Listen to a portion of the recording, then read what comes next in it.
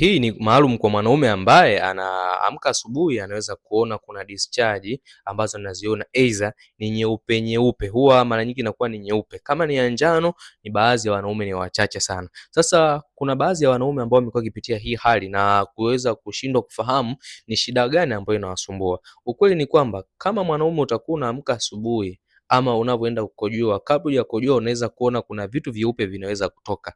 Hii ni hali ambayo inakuonyesha kwamba mwanaume tayari una maambukizi katika mfumo wa uzazi wako. Yawezekana una changamoto ya UTI sugu, yawezekana una changamoto ya gonorea ama maambukizi ya magonjwa ya zinaa na umeshatibia sana, haujapata matokeo mazuri. Sasa suluhisho ni moja. Kitu pekee ambacho unatakiwa uweze kufahamu, ili uweze kupona hizo changamoto, ni lazima uweze kudili na vile vyanzo vya tatizo, ndio utakapoweza kuona matokeo mazuri. Nimekuwa nikiwasaidia na kuwahudumia watu wenye changamoto kama hizo. Kama utahitaji niweze kusaidia na uweze kutoa mbegu nzito misili ya uji ambao umelala asubuhi, hakikisha unaweza kucomment hii video, kisha una like na kushare ama follow account hii kuweza kupata taarifa kila ninapo update video zingine kama hizi.